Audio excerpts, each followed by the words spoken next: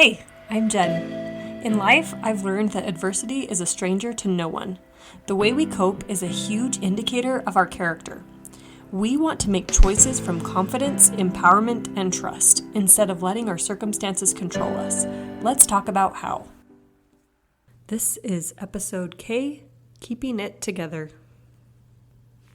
Hey, thanks for joining me again on another podcast episode.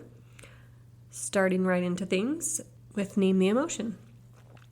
My first example is my mom.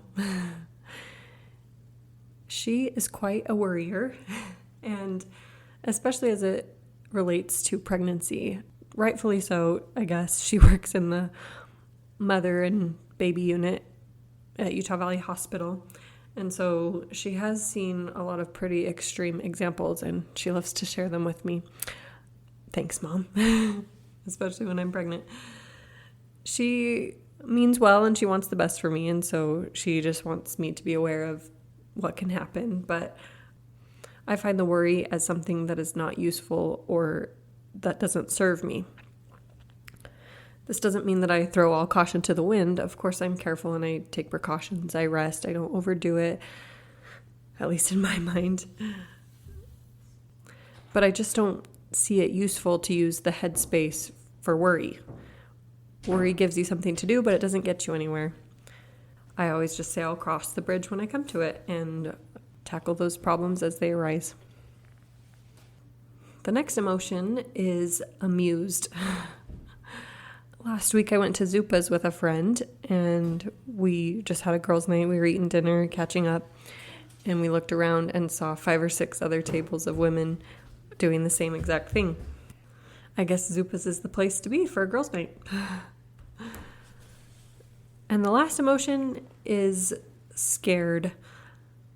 I saw a friend's Instagram posts, or a story rather, and there were a lot of quotes about fear of repeating the past and what's going to happen in future relationships and future things. And my heart went out for her because we're not the people we used to be. We're fluid creatures. We change all the time and we learn and we move on, and we're different, and other people are different, so life will be different moving forward. Okay, on to the list for the week.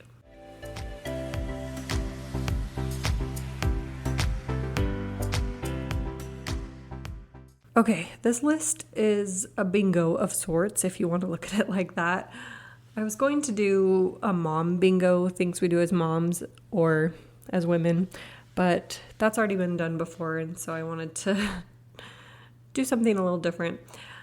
And I guess I need to back up even further. What triggered that idea was when I was teaching one year, one of my coworkers and I, during COVID and all the Zoom meetings, we made a team meeting bingo because there were certain things that certain colleagues did that we could predict were going to happen in every meeting.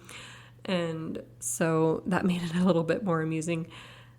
You might have seen some of those things too when the Zoom meetings were really big and first happening for COVID. But anyway, so brings me to my list.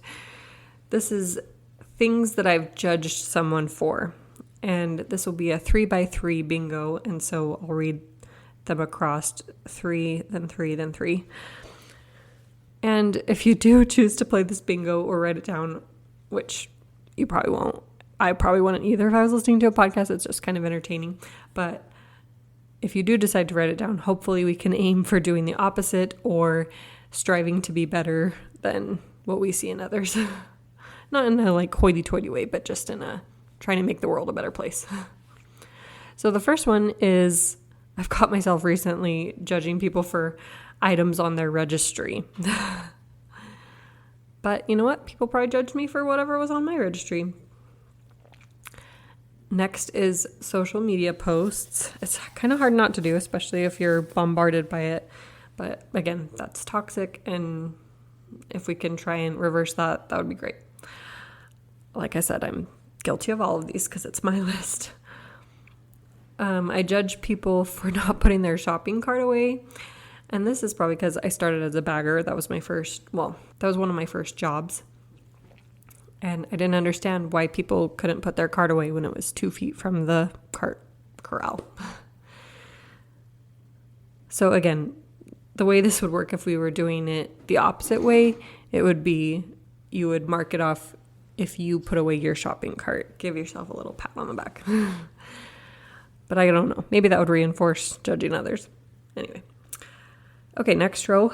Punctuality. I judge people when they are late, but I've become late too, especially the more children I get.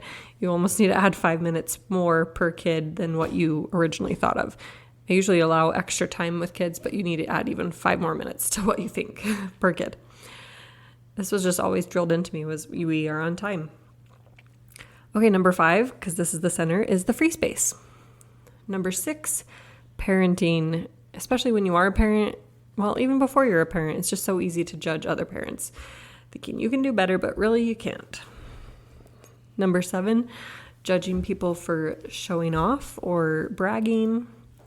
Number 8, judging people because of their interests. But again, who am I to judge? And the last one, number 9, judging people for using incorrect grammar or spelling things wrong. I'm just kind of a grammar nerd, word nerd, like I've said before. So those are mine. And again, this is all trivial, but we need to be the change we want to see in the world. And of course, that's by Gandhi. It's a good reminder that judging others doesn't really help. And then again, what you dislike in another, take care to correct in yourself. And that's by Thomas Spratt.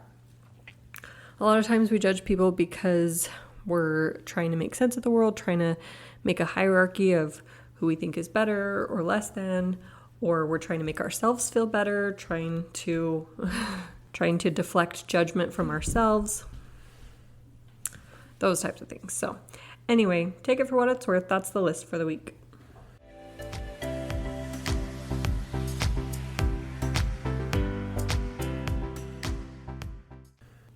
Okay, on to the topic for the week. This episode is titled Keeping It Together. And keeping it together means to remain calm, composed, and self-possessed, especially despite or in the midst of some trouble or adversity.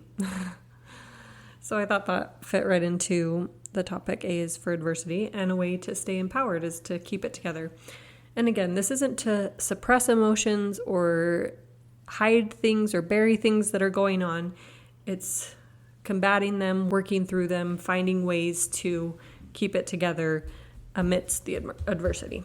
So I thought of a few phrases that I'll talk through. So first is keep it separate. And this is with our emotions especially. A lot of people act from their feelings instead of their thoughts or their true beliefs. And so you might hear people say, "Oh, I didn't feel like doing that," or "I ate it because I felt like it."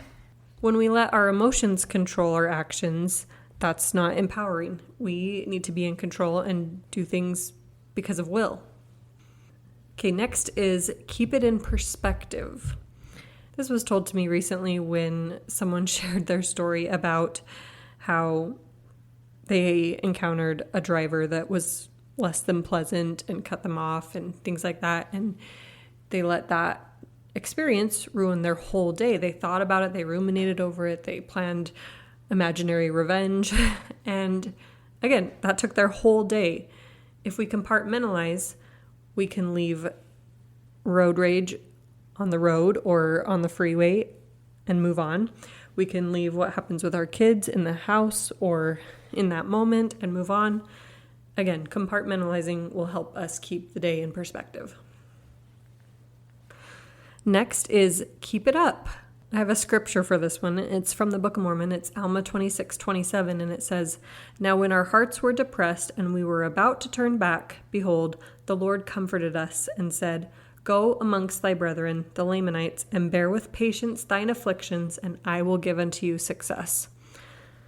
So it was just a little bit of encouragement from the Lord that they were to be patient, they were just to keep going, and the Lord would be with them, comfort them, and give them success. So we can relate that to our lives. Just keep going, moving forward. Just keep it up. Keep on keeping on. Okay, and then the last one goes back to judgment. Keep it neutral. How we can do this is be curious, not judgmental. And that's by Walt Whitman. He was attributed as saying that. And I've said this before too with our thoughts. We get curious. Why did I think that? Why am I feeling this way? What is leading me to do this? What's my motivation? That's the same with judging others. Just be curious instead of going right to judgment. Stephen Covey said, "We judge ourselves by our intentions. We judge others by their actions." It's so true. If we could just look into people's hearts sometimes, we would realize that they're trying their best. They have reasons. They mean the best. Most people are genuinely good people. So we should allow others the same grace.